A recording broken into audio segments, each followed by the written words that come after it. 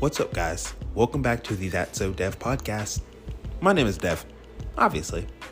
If this is your first time, welcome. I appreciate you. If you're returning, I also appreciate you. There's more than enough love to go around. I promise you that. Now, before we get into this tea today, make sure you go and follow me at Sowdev on Twitter, Instagram, and literally everywhere else, especially YouTube. We kind of popping over there. All right. So, Christmas baking. Welcome. So the festive holiday is definitely going to be reflected in the baking, okay?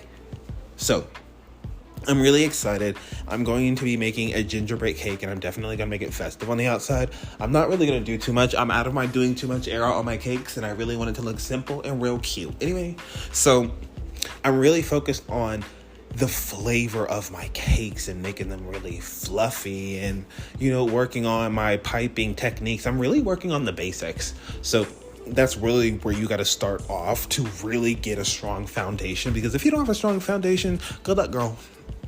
Anywho, so as for what I'm making, gingerbread cake, right? It's going to be real cute. So I'm going to frosting the cake green. Let's start there. Right? So I'm going to do a nice bright green color. I'm actually going to do homemade frosting because I'm actually in my homemade frosting era. I made a really cute espresso buttercream I think it was Thanksgiving actually. It was really cute. But the problem was it didn't stand. But I know what my issue was. I needed to add just a little bit more powdered sugar. And actually, I didn't have to let my butter go to room temperature. I actually could have did it cold and cubed, and it would have been totally fine. But anyway, bitch, you got to learn from the mistakes you make, right?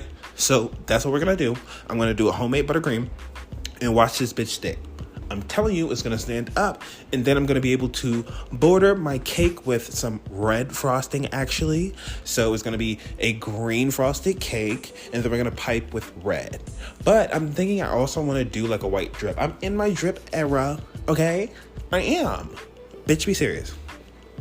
I'm definitely thinking that, I am thinking that I would like it to be sprinkles on the top and given happy holidays teas, or maybe even a wreath in the middle or something like that. I'm not really sure. One thing you need to know about me, first of all, is that I'm definitely going to go out of my way. So with this cake, I'm thinking that I'm probably going to get something like, for example, when I made a Raiders cake, I just got a Raiders card decal, and I just stuck it on top of that fucking cake. And bitch, it was sickening. So who knows? I'm probably going to get like an ornament or something like that, and maybe put it in the center and, create something in the background. I could actually probably still do, the sprinkles all on the top. I don't like the sprinkles. I really like, how people have cakes with sprinkles all on the outside, and those sprinkles are really just like, squished all together and it looks real pretty. That's what we're going for with that, right? Love that. So that's the whole idea for that gingerbread cake. I definitely want to add something gingerbread. So who knows? I haven't made up my mind. But another thing about me, when I finish up with my cake, it's not going to be what I'm saying what it is, probably. It's going to switch up a bit. I always switch up my mind. Usually I change it as I'm doing it. Well, what can I say? If I get a good idea, I'm just going to, okay. Because essentially, I'm so creative in my mind, right? So I can't overthink things. So I give myself, let's say, an outline, right? I want to make this, and this is exactly what I did for my lemon Oreo cake. I'm going to make a lemon cake, and I'm going to make it with Oreos. I started there, right? I know the basics that I'm going to do. I'm going to create a border with this cake by piping it, right? On the top and along the lines. But I didn't get the idea to crush those Oreos up and to, create a border of crushed up lemon golden Oreos around the cake until I was doing it. And to put it on top? No, I was not thinking about doing all of that. So I can't overthink it. I have to give myself the outline. Okay, so I'm doing this gingerbread cake, right? I know I'm going to frosting it green, borderline red, possible drip. You know what I'm saying? I have my outline. So when you see the finished product, that is going to be where my mind went. Love that for you. But I just love the whole process, especially of documenting it, prior on the podcast, letting people know how things are going to come about, and then also filming it as I'm going so people see the process as I'm going. You know what I mean? I don't do too detailed videos. First of all, I have to edit those. So, and I have enough to edit, right? It's not that serious to me, but essentially I am going to get somebody to take over for that. But as of right now, it's not my focus. I just would like to give people an insight on how I kind of work a bit. It is chaotic. I have ADHD, and girl, everybody got their own method. I'm gonna tell you that now. Anyway, next up, I'm gonna make a homemade sugar cookie. I made this wonderful shortbread cookie for Halloween. Actually, was it Halloween? I think it might have been Thanksgiving, actually, because I'm thinking Halloween because the cookie was shaped like a pumpkin, but it was pumpkin spice. So the flavor was really giving Thanksgiving flavor teas, you know what I mean? So anyway, that cookie came out so good. I could not believe that was my first time making a shortbread cookie. So I made my cookie again, bitch, homemade. So I'm definitely going to do a homemade sugar cookie, but I'm going to do a homemade funfetti sugar cookie. So I'm going to take blue and white sprinkles, and I'm going to actually dip them in flour before I put them into my cookie batter. Look, everybody got different methods, but one thing I don't like is when I do that, especially when I put it inside my cake. So if I'm going to do a homemade funfetti cake or whatever, and I don't want the frosting to essentially bleed out into the cake, I am going to put the sprinkles in flours, so that way it really does create that funfetti flavor and whatnot. That is the best method that I can give to anybody. And that's just me. Everybody has their own way of doing it, but trust me, it does work. Anywho, so I'm going to be doing that. It's going to be blue. The cookie is going to be just like a winter wonderland cookie. That's really what it's giving. It's giving a winter wonderland sugar cookie. So I'm definitely going to top it. I think I'm going to do some light blue icing. I think I'm going to do cookie icing, but I might do buttercream. I'm not really sure. Royal icing might just be the tea. I'm not really sure about that, but definitely. And we're going to top it with those sprinkles that are also inside the cookie, but obviously lightly because there's going to be enough in that cookie. So I'm really excited about that. I really want it to be this fluffy, buttery, and lardy cookie. I just love a good lardy cookie. I watch Sugar Cookie Challenge all the time. If you don't watch Christmas Sugar Cookie Challenge, please do. It literally has changed a lot of the recipes. Like, I've gone from like a lemon cake or lemon cookies to lemon thyme cookies, like lemon mint. Like, it's just different variety of flavors that you wouldn't think about going out of the box and trying different things. That's definitely what I have done in regards to trying different flavors and all that stuff. I've been doing that, but I'm kind of also in my era where I am sticking to the basics, and there are some portions of that show where they do show people just doing the basics and showing off their technique and skill, and that's when you really do get the ideas and pick up also on other people's techniques, so that way you can apply them when you're actually baking. So that's really what I do. I mean, I study all the time. Be serious, I really am. So girl, let me tell you, it's going down with that cookie. So I'm definitely going to be doing also a homemade oat milk cookie. I've never done that before. I've never done a homemade oat milk cookie before. So that's going to be really, really, really interesting. I'm actually going to use oat milk in the recipe, actually. So that's going to be really interesting. But also at the same time, I'm really kind of doing just like a whole load of cookies. I had a request. Don't ask, girl, but I'm gonna just make these damn cookies. Anyway, so I'm gonna do those oat milk cookies, but I'm also going to do a homemade chocolate chip cookie. Now, a homemade chocolate chip cookie to me, honestly, it's really just a brown sugar cookie with some chocolate chips in it, if you want to be fucking honest. Well, because first of all, if you know me, I love some brown sugar, and brown sugar in your cookies is really gonna make it chewy. But See, don't mark me, but you shouldn't use the brown dark sugar. I think it makes it a little bit too, it has too much acidic teas or whatnot. Don't mark me. Please do not mark me, okay? Girl, it runs along the lines of something like that, okay? I don't remember where I heard that specifically from. I think it was on the Christmas cookie challenge, actually.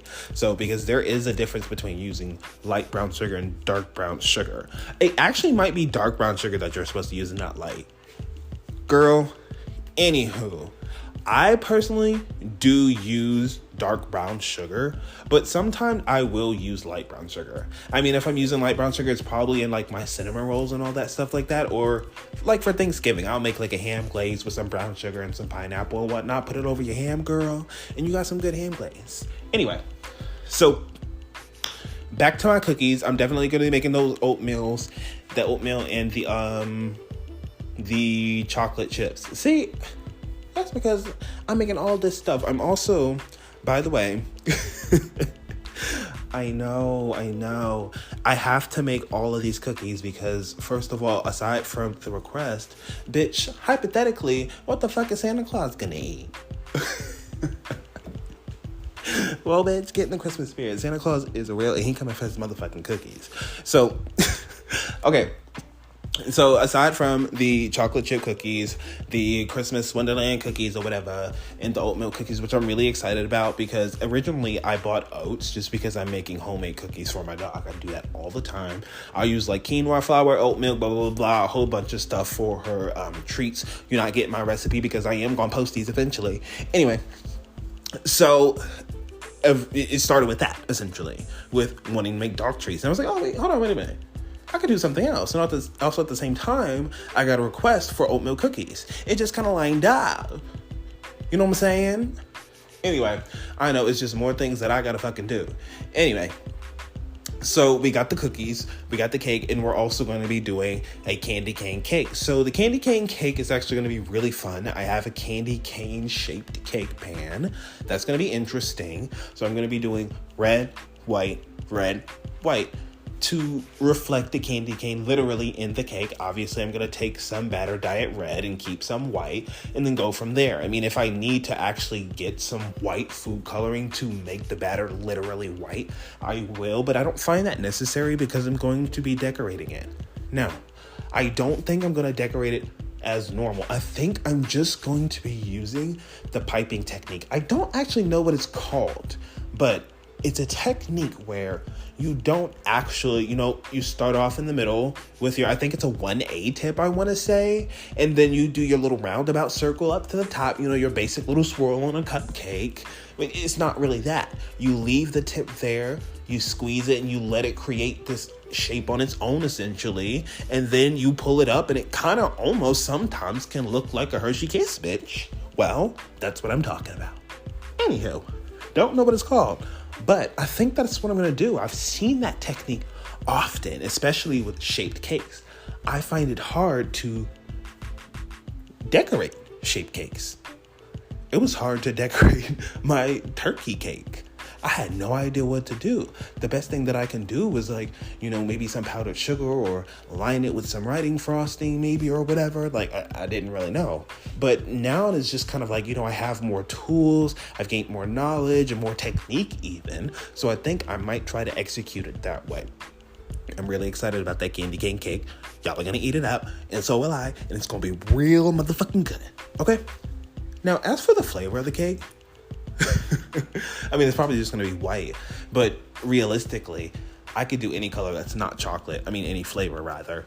So, we'll see. Maybe it'll actually be a peppermint cake. I could do that, realistically. Yeah, I think, actually, that's a good idea. You see, on the fly, I really got to think about things. I just give myself an outline, and as things come, I take that into play, and then when I'm going into my baking, and then it kind of just creates its own form. So that's probably what I'm going to do. A peppermint cake for the candy cane shaped cake. Love that. So that is on my list. Is that all? Let me see. Because y'all know. Actually, yeah, I think that's it. That is what I'm making. Oh, wow. I love that. So I'm making 2 cakes and 3 types of cookies. Honestly, y'all, I'm probably going to make brownies too, just for the hell of it. And we'll see if they'll be homemade. I'm making everything homemade. So yeah, I don't know if we're going to add another thing. I may just do a box and call it a motherfucking day. You know what I mean? Because I'm going to make my little Christmas treat boxes and I'm going to give them out to the neighbors that have all the cookies, all the cakes, and all that stuff in it. So, and some Christmas candy even. I just want to make it nice and cute and pretty for them, essentially. So I'm really excited about that. I can't wait to bake all of these items. I can't wait for everybody to see them. Like, y'all... That's So Sweet is growing. I finally have my own apron. I have my logo printed onto things. It's becoming surreal. It's becoming a real thing. It's growing. And it's very weird to watch That's So Sweet grow right alongside of That's Sowdev. So I'm really just growing 2 different, not even, they're under the same brand, but I'm growing in 2 different areas that I essentially have been waiting for this to happen. I've been waiting to grow in these areas. Probably my entire life. I've probably held it off my entire life. Why? Because bitches be afraid. Well, fear will hold the bitch back. But you will learn, and it will come to you, that you only got one motherfucking life to live. Do what you're good and excel at that. When I heard that, like something shifted in my mind. They literally said, do what you're good at and excel at it. And I said, bet. I said, bet. And I just went head first into every aspect that I'm good at, that I know I'm good at, that I've been good at my entire life, but I haven't stepped into that light or that area for whatever reason. But that time is over because here we are with both things. Hello. Growing a brand, 500,000 views to my brand's name. Not a one-off YouTuber who's just on YouTube doing videos of blah, blah, blah, blah. No, this is a brand that has 500,000 views just on YouTube alone. Well, I definitely would want to say about 700,000 if you include Instagram. Who knows Twitter? Who knows how many views I've gotten off of my own personal content on Twitter? But it's just the fact that I have created a brand that has just been so steadily in its growth. I'm grateful for that. I never take it for granted. I'm very humble. It's the holiday times. I have a lot of support around me. I have a lot of people supporting my brand. I have a lot of people supporting my brand, whether they want to say it or not. I have a lot of people watching. I have a lot of people watching who don't really support, but be watching on the low and actually low-key be supporting, even though they low-key be hating, but don't know they be supporting on the low. I know I just confused somebody, but it made sense to me, bitch. So I appreciate you for listening to this podcast, y'all. I mean, this is Christmas baking. I'm in the Christmas spirit. I hope you guys have some tea. Oh, go to Walmart, get you some sugar cookie tea, some gingerbread tea, and just relax. Have some fun. It's Christmas time. And fun can mean anything. Fun is whatever you want fun to be. Fun can be sitting on the couch doing absolutely nothing with that tea. Fun can be, sparking up a little Mary and Joseph next to your, maybe real fireplace or electronic fireplace or near your Christmas tree or with your pet. Cuddle up, drink some water, eat some good food, take care of yourself. This is self-care time, child. Baking is self-care for me. I love it. Okay? And I want self-care for you too. There's a lot going on in this world right now. And God knows we got to put ourselves first, because if we don't, who the fuck else will? Well, again, thank you so much for listening to the That's Sowdev podcast, where you stay true and stay you, boo. I really do love that. But I appreciate you guys again. Thank you so much for listening. I'm hopping off here, and I hope you guys have a hoppy? Girl, I mean, yeah, hop around, be happy, and be merrily too. But I hope you have a happy holidays and have a Merry Christmas as well. All right, guys, I'm hopping off here. Peace.